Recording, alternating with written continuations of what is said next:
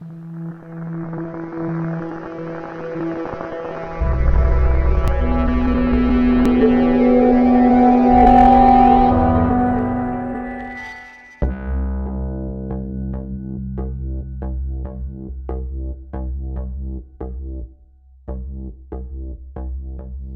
é um discurso que se está a passar no Norte da Europa sobre descolonização e sobre interdisciplinaridade e sobre criar espaços híbridos entre as artes e a academia, que nós apresentamos constantemente no Norte da Europa. Tenho apresentado o meu trabalho muito no Norte da Europa e parece que não, a gente vai até Bruxelas e depois já não desce. De França para baixo já não há nem convites, nem programas, nem agendas.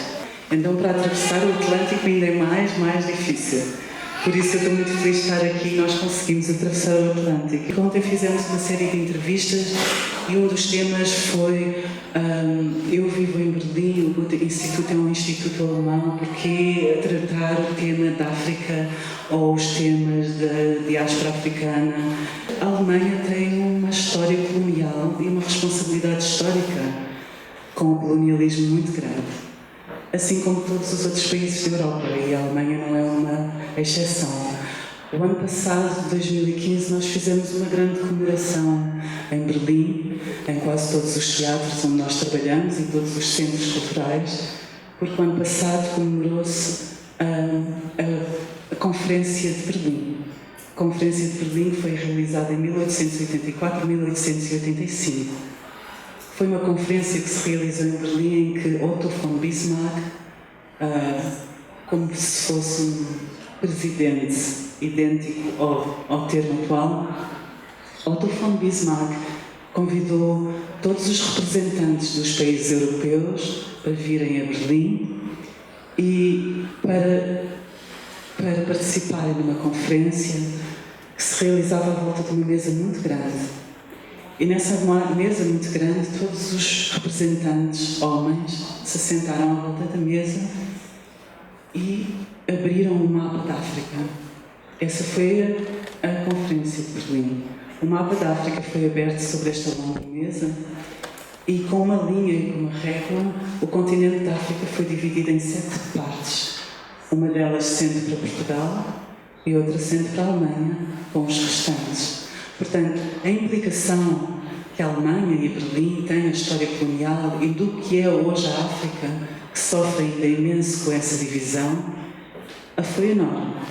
Para além disso, a história colonial alemã começou logo depois, e que foi uma história muito longa, que se iniciou com a colonização de vários países africanos e asiáticos, com os primeiros campos de concentração, com as primeiras experiências, com os mesmos médicos que se realizaram durante o nacionalsocialismo. E o nacionalsocialismo podemos ver como uma continuidade. A história colonial foi 3 vezes mais longa do que o nacionalsocialismo.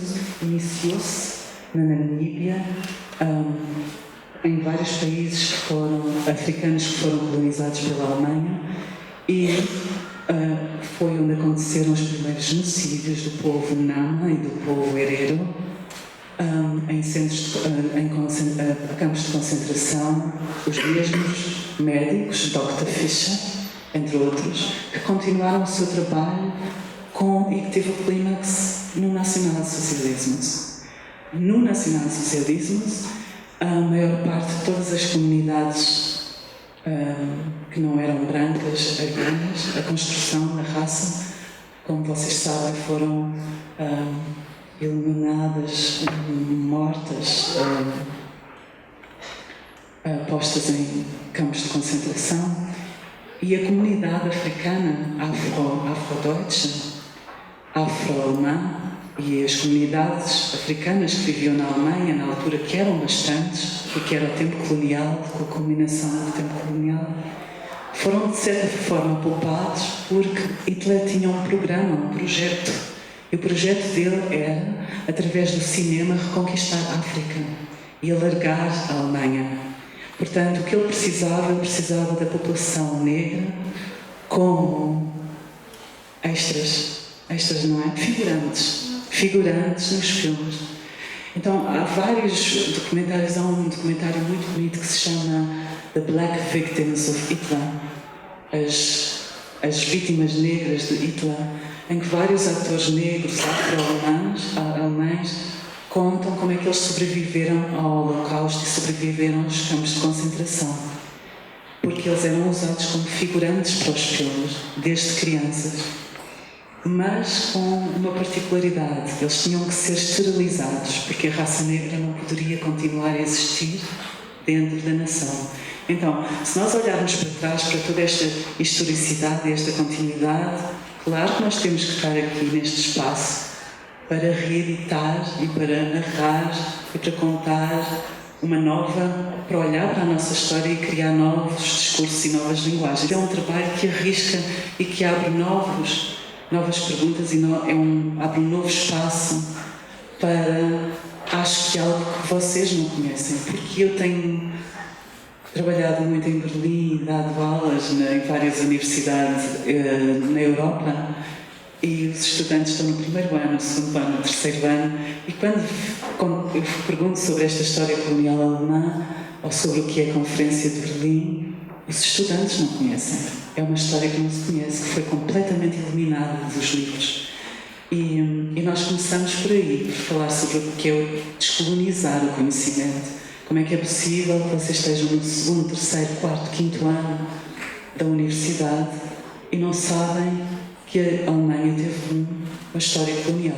Então, se nós soubermos toda esta complexidade da história e todos estes enredos que nós temos neste triângulo África, Europa, Brasil, então sabemos porque é que estamos aqui todos juntos nesta sala hoje. Eu estudei alemão na USP e estudei 1 ano e meio, 1 ano em Berlim e meio ano em Leipzig. Estudei literatura alemã e não vi nenhum autor, nenhuma autora durante toda a minha graduação negra. E eu sei que elas existem, né? É o que eu pesquiso agora no meu mestrado. Essa autora que eu falei, Maya Angelou, que eu chego sempre nos departamentos de alemão, de germanística, em diversas universidades no Brasil e ninguém conhece. Então, também é mais um rastro aí desse colonialismo que continua, né? A gente continua sendo muito colonizado e todo o conhecimento que a gente obtém na universidade também é muito restrito. Uma das estruturas do colonialismo é a separação e a fragmentação. E eu acho, quando nós estamos a fazer trabalhos como estes e trabalhos artísticos, é exatamente à procura de uma continuidade para entender os laços e desmistificar. E existem tantos laços que foram cortados e que a gente está tentando colocar junto, né? Juntar as peças para entender a história, para entender todo esse sistema que a gente vive, pós-colonial talvez, mas ainda é colonial, né? Responsabilidade e posicionamento é uma coisa essencial para desconstruir o racismo. Muitas das vezes nós falamos de racismo como se fosse algo moral. Eu acho que racismo não tem nada a ver com moralidade, tem a ver com responsabilidade. Não tem a ver com culpa, não tem a ver com vergonha, não tem a ver com moral, tem a ver com responsabilidade, com posicionamento. Conhecer, desmistificar e posicionar-se e sempre tomar uma nova posição e uma nova posição. Eu acho que é um processo psicológico. E nesta troca de diálogo em que a nossa história é muito separada, é como se fossem vários puzzles e nós trazemos as peças do puzzle juntas e vimos que temos uma história em que todos nós somos incluídos e cada um de nós tem uma tarefa diferente. Todos com biografias diferentes, como mulher negra, como mulher branca, como homem negro, etc. Como nós, dentro desta história global, temos funções diferentes, mas que são recíprocas, são essenciais. Então nós falamos muito sobre isso. Para quê? Para contar aquilo que não foi contado e para narrar de novo. O meu trabalho é muito híbrido e eu gosto que seja híbrido. É a minha intenção criar um espaço híbrido entre a academia e as artes. Então eu trabalho muito com a escrita e da escrita é publicada, mas muitas das vezes eu trago para o palco, para a performance. E neste caso foi um filme que eu fiz em colaboração com 2 outras mulheres artistas maravilhosas de Filipa César, que é uma mulher branca portuguesa que está muito envolvida na história colonial, em recuperar arquivos e recontar a história, e a Diana McCarthy, que é uma feminista afro-americana que trabalha muito na Hauskultur der Welt, em Berlim. E nós trabalhamos muitas vezes juntas e nós juntámos as três para trabalhar neste filme. Este filme é sobre Amílcar Cabral. E Amílcar Cabral era uma das figuras mais importantes, era um dos grandes líderes do movimento de libertação africana, ou seja, do movimento de descolonizar o continente da África. Então, voltamos outra vez a Berlim. A divisão, a nação foi criada em Berlim e o trabalho de Amílcar Cabral para desconstruir essa divisão, para desconstruir essas nações e esse colonialismo. Ele foi uma figura muito importante e ele era muito apaixonado pelo cinema e pelas artes.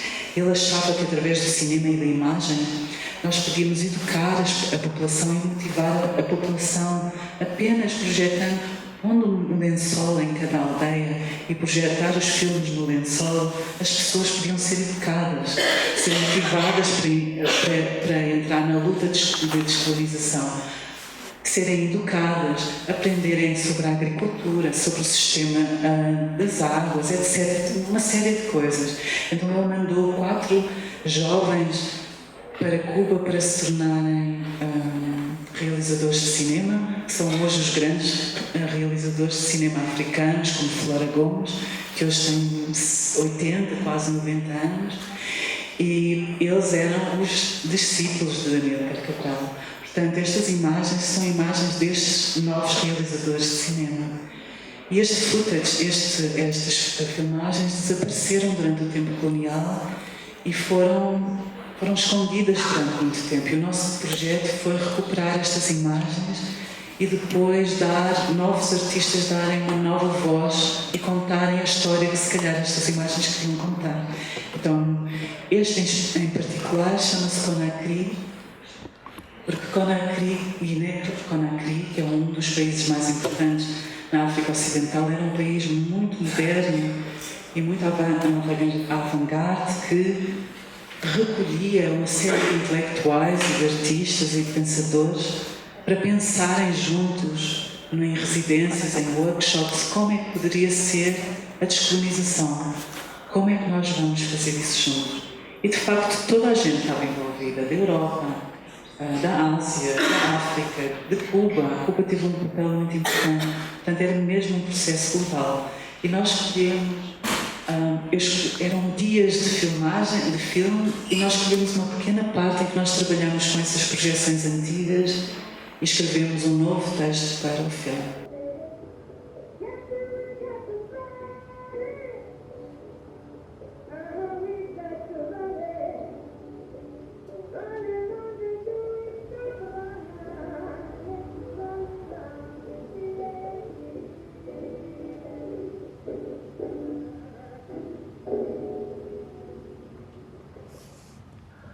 I'm delighted to inform the public that after more than 30 years, the Ghanaian Film Archive is to be made accessible. Around 40 hours of film were digitized in the summer of 2012. The focus is on works by Jose Bolama Kabumba, Josefina Crato, Flora Gomes, and Sana Enhada. They shot the films between 1972 and 1980 in Guinea-Bissau, during the struggle for independence and consequent post-independence nation building. Material evidence of the birth of a Ghanaian film production. In 1967, Amílcar Cabral sent these 4 young Ghanaians to Cuba to be trained in filmmaking at the Instituto Cubano de Arte e Industria Cinematográficos. There, they assisted Santiago Alvarez.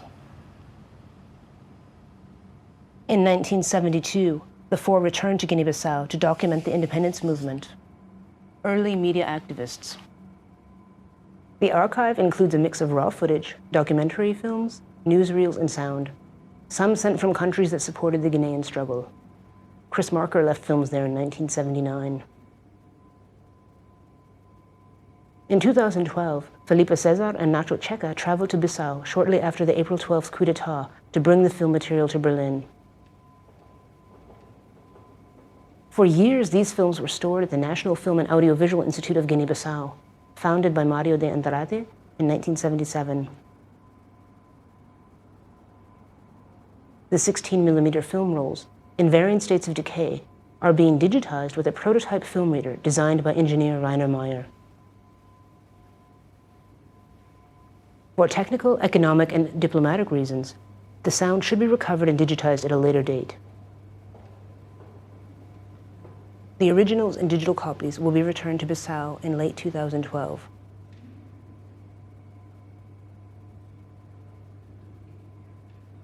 This is the House of World Cultures in Berlin.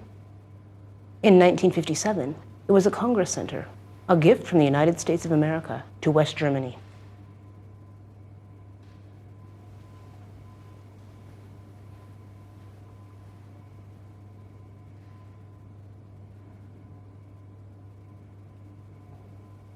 That is Grada Quilomba, the Portuguese writer.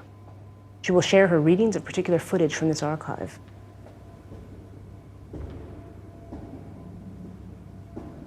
Conakry, September 1972, the Week of Information, one of Cabral's less-known laboratories.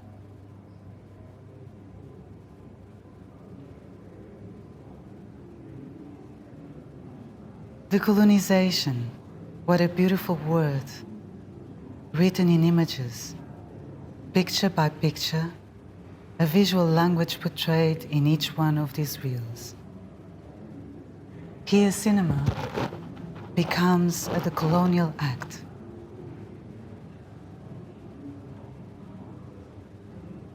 In 1956, Amilcar Cabral founded the African Party for the Independence of Guinea-Bissau and Cape Verde. For 11 years, he led the armed resistance to Portuguese colonialism. This West African struggle ended in 1974 with the fall of the Portuguese dictatorship.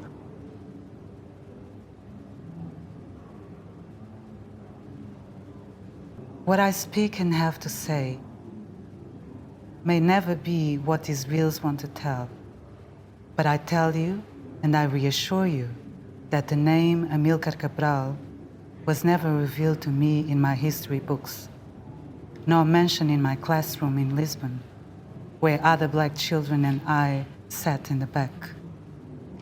My memories are not sweet, though they could have been. They could have been memories of pride if these images have been shown to me earlier before.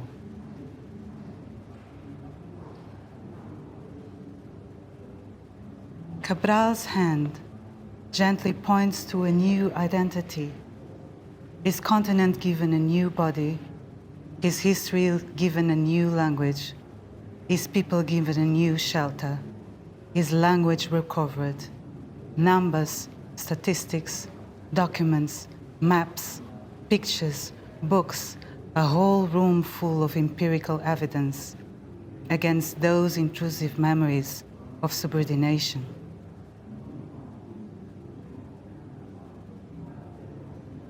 The eroding film, eroding time, and eroding space. These images are so far away, but also so near. There is something else. These are revolutionaries in the midst of revolution. Is this how a revolution imagines itself? So beautiful.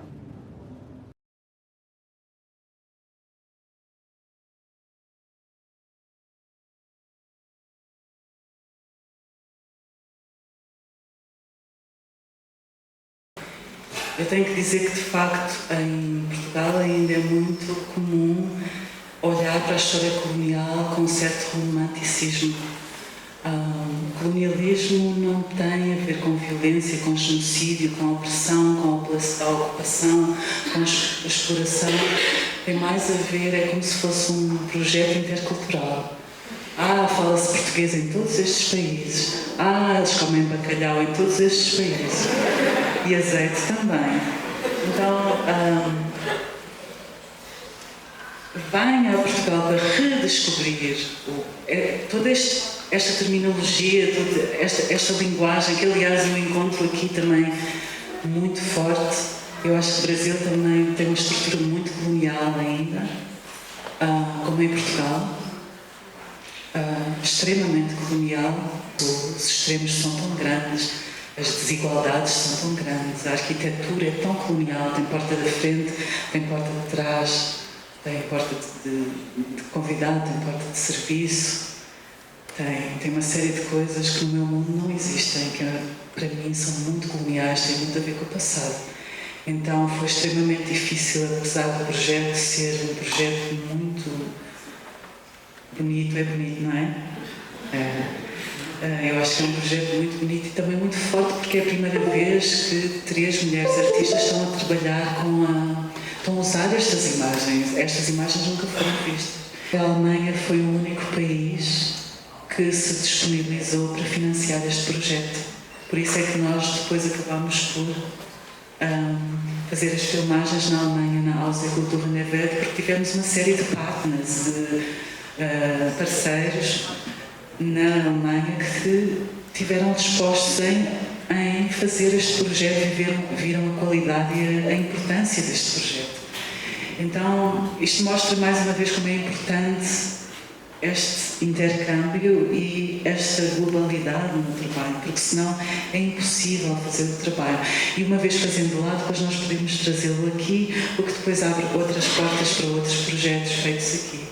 Quando eu vi as imagens, eu tinha muitas ideias e muitos textos e muitas coisas para contar, mas o que era mais urgente para mim era contar que eu não sabia quem era Amílcar Cabral, e todos nós temos que saber quem é Amílcar Cabral. Se nós estamos em 2016, nós temos que saber, nós já tivemos tempo suficiente do processo de descolonização até agora para saber tudo isso. Nós temos que saber o que foi a Conferência de Berlim, nós temos que saber quantos anos duraram a história colonial, nós temos que saber todas estas coisas. Então, nós já tivemos tempo e nós temos que saber. Então, este trabalho é o querer saber e trazer uma história que nós não tivemos acesso e que estamos a contar de novo. Eu comecei por fazer uma pesquisa, entrevistas com várias mulheres negras que vivem na Alemanha, afro-alemãs ou de outras nacionalidades da diáspora africana.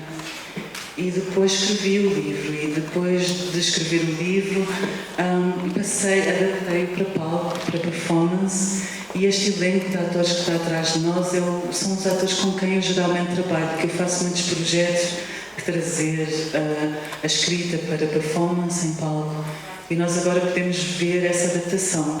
Então foi essa adaptar, porque para mim depois o trabalho é muito importante passar para a performance e tornar o conhecimento vívido e vivido e físico e áudio e mais emocional, porque eu reparei que depois muita gente lê e sabe e lê outra vez, mas o conhecimento fica muito na cabeça, então fica a um nível cognitivo e racional. E quando isso acontece, a gente conhece, sabe, mas não sabe o que fazer com o que sabemos.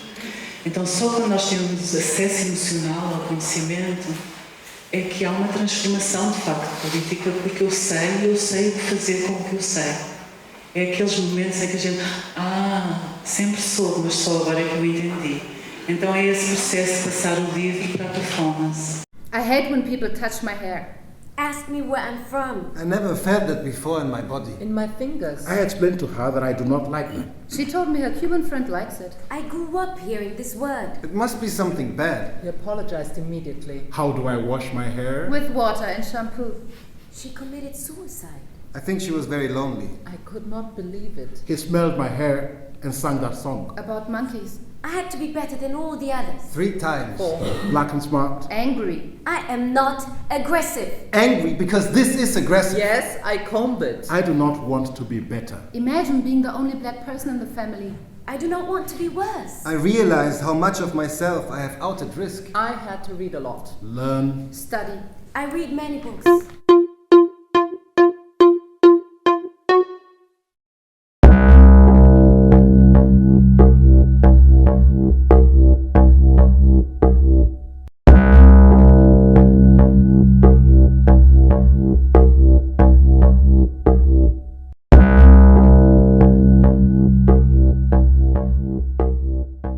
E o mais lindo de tudo é que eu trabalhei com estes 5 atores e eles são atores importantes na Alemanha. Eles trabalham nos grandes teatros nacionais e geralmente isolados, não é? Há sempre um ator e então o projeto ainda teve mais força porque são atores bastante conhecidos que têm uma força. E de repente eles estão todos juntos. Já o processo, o setting de abrir a cortina e de ver ali 5 atores, 3 mulheres negras e dois homens negros tem uma força, que vão narrar, que são os sujeitos, que vão contar hoje a história. E foi muito emocionante. Quando nós pusemos, a primeira vez foi no Bauhaus, depois fomos para o Berliner Spielhaus.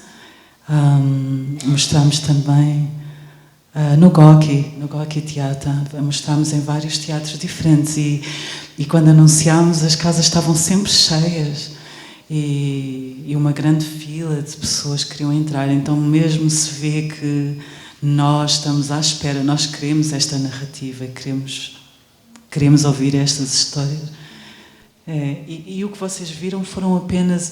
O livro é contado em episódios ou em histórias psicanalíticas e o que vocês viram foram 3 pequenos episódios, por isso é bem fragmentado, mas cada episódio conta uma história diferente, que é uma história verdadeira e que foi contada por uma mulher ou intercalada a história dela com a minha história ou a minha própria história. E o que eu queria trabalhar era que todos os sujeitos são o sujeito da história, que conta a história, independentemente do género e da geração e de que diáspora africana vem, etc. Então eu queria ter essa diversidade no palco, que cada um deles pode contar a mesma história, é uma história comum, global a todos eles e foi muito bonito. Então este projeto, só um momento, foi um projeto que eu fiz em que... não interessa, por causa das circunstâncias eu trabalhei só com palavras. E era um texto que eu queria trabalhar muito e foi depois... eu acho que foi depois do nascimento da minha segunda filha, do meu segundo filho, e eu não tinha tempo para sair para fora, não tinha tempo para trabalhar com outras pessoas, mas tinha estas ideias. Então eu sentei e trabalhei... Pensei, eu não vou trabalhar com imagens, eu não vou trabalhar com atores, eu vou fazer uma instalação de vídeo que foi pedida depois para Estocolmo. Eu fiz este vídeo e fechei-me lá entre as mamadas e as fraldas. Já venho, já volto, escrevo 3 palavras, volto outra vez e venho. E fiz este projeto, que é um projeto bem curto, de 2 minutos, mas que para mim, para dizer a verdade, todos estes projetos é o mais emocionante e mais próximo de mim. Neste momento. Este foi um dos últimos projetos que eu fiz agora, o ano passado. Agora já estamos a fazer outras coisas, mas este foi um dos últimos e que emocionalmente foi muito importante para mim.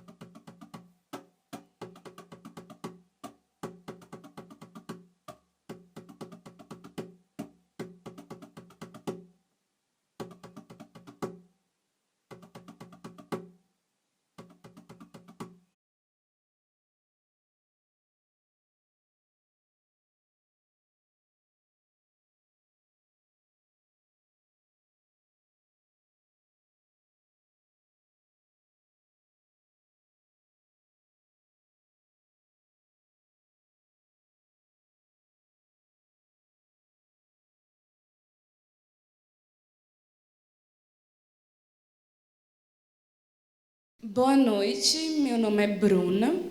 Eu estudo Direito na Universidade de São Paulo e para mim foi muito bom estar aqui hoje para conhecer vocês, para ver essas pessoas no palco, na plateia, porque foi muito importante. E não é a primeira vez que eu ouço uma pessoa que viveu um contexto muito parecido com o Brasil e chegar no Brasil e dizer: não é assim que as coisas acontecem.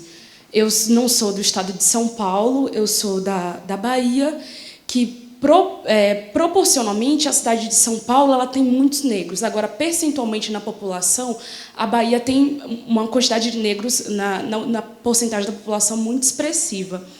E eu sinto que, desde que eu comecei a estudar até os 18 anos, que eu concluí o ensino básico, fundamental, foi uma história que não me foi contada. Foi uma história dos meus ancestrais, foi uma história do povo que eu me reconhecia, e lá os negros e as pessoas não brancas são muito expressivas. Foi uma história que não me foi contada.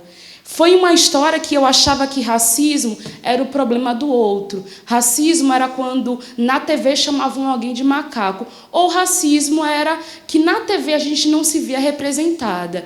E eu estava conversando com a Jéssica, que ela foi ver como era a situação fora do Brasil. Só bastou eu mudar de estado para eu perceber que praticamente tudo que eu tinha aprendido na minha vida, ou todas as situações sociais que me foram colocadas de uma forma muito mais amena, e eu sinto como se me fosse contada uma mentira que eu tive que desconstruir a duras penas. E hoje eu estou numa universidade racista dentro de um país racista que não se quer reconhecer racista. Então, a gente lá dentro, enquanto pessoa, enquanto mulher, enquanto negra, a gente tem um grande papel que, mesmo que a gente não queira exercer, a gente toda hora é chamada para essa cena, porque a todo momento o conhecimento que nos é posto, o conhecimento que nos é levado a pensar que aquilo é o único, aquilo é o verdadeiro, a gente vê que aquele conhecimento não corresponde aos nossos ancestrais, não corresponde à da nossa família, não corresponde à nossa história, que no Brasil foi apagada.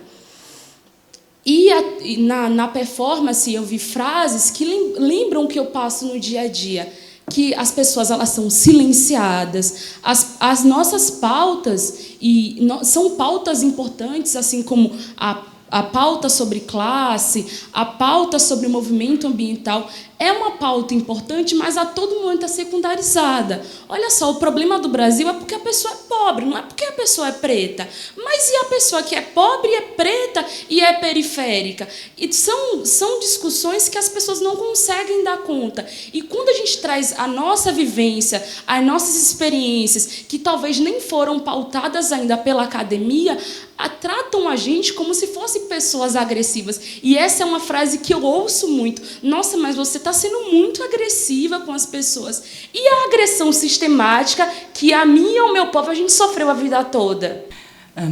Eu acho que falaste uma coisa muito importante, que é a agressão. E ontem nós estávamos a fazer uma série de entrevistas e falámos sobre como às vezes a população branca se sente agredida. E alguém falou isso e nós falámos sobre esse tema, que é um pouco, quando começamos o processo de descolonização, eu acho que é um processo de espelho, em que a violência que nós vivemos depois é sentida no corpo por uma pequena hora ou por uma pequena frase. Mas é uma violência e uma dor no corpo que nós vivemos durante toda a nossa biografia. E o corpo branco tem o privilégio de escolher vivenciar essa dor ou não, de desligar ou não, e tem o privilégio de lidar com o racismo ou não, que é um privilégio que nós, como pessoas negras, não temos. E quando falamos de agressão, eu acho que há uma frase que eu gosto muito aqui na performance, que é, eles dizem, eu não sou agressivo. Eu adorei escrever essa parte, que ele diz, eu não sou agressivo. Eu estou zangado. Eu estou zangado porque isto é agressivo. Vocês são a agressão. Eu sou a zanga. Eu estou zangado porque isto que está a acontecer é agressivo. E eu falo a zanga. E nós temos que diferenciar essas duas coisas. Zanga é uma resposta à agressão. A agressão é a opressão. E isso é muito importante, que eu acho que é o que tu estavas a falar. E eu agradeço que tenhas vindo e que tenhas partilhado. Prazer, meu nome é Ju Colombo, eu sou atriz. E eu tenho uma coisa muito importante que você traz, que é esse elemento da suavidade, assim, sabe? A tua fala é suave e contundente. O seu teatro é um teatro que se apresenta muito suavemente, né? E eu, olhando o Cabral, a figura dele, né, é uma figura altiva na serenidade, assim, né? E a gente enxerga esse paradoxo da serenidade diante de uma catástrofe humana, né? Como você vê o caminho do Brasil, que é um caminho tão onde toda essa questão é muito velada, e isso é muito agressivo, né? Muito violento, a coisa velada, né? Que não é dita, que você tem que sentir, você não pode dizer. Como você vê a possibilidade de avanço dessa questão no Brasil com a arte? Como que você vê esse binômio, né? Essa ação tão agressiva e a arte, essa arte que você traz tão plena, né? Obrigada, isso é muito lindo. A tua pergunta é muito linda, porque nós temos falado sobre isso durante esta massa revoltante. Neo, quando ele apresenta as canções de protesto, Neo às vezes fala, ele daqui a pouco vai estar aqui, vocês vão ouvir e ele vai explicar. Que ele canta canções de protesto, que são canções com um conteúdo extremamente claro. Eu não diria violento, nem agressivo, claro, porque eu acho que o nosso discurso não é agressivo. Eu acho que o sistema é agressivo. Eu acho que é muito importante voltar a falar sobre isso. A zanga é clara, a raiva é clara, mas não há agressão. A agressão é o sistema. E eu sempre ouço aqui...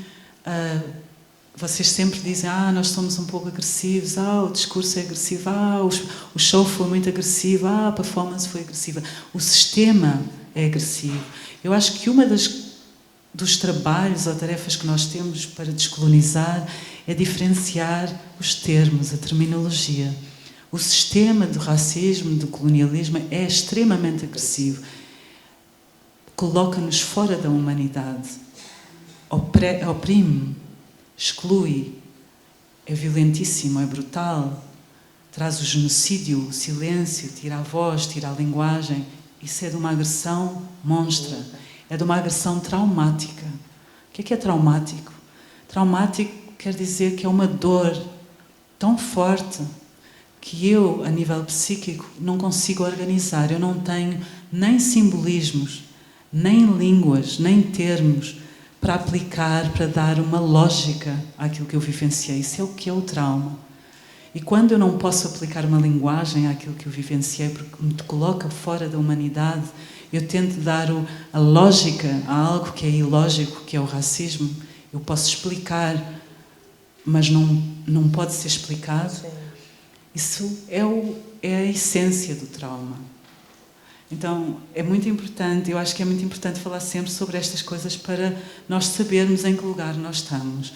Eu acho que a zanga é muito clara e tem que estar lá a zanga. Eu ontem disse, não se pode fazer omelete sem ovos.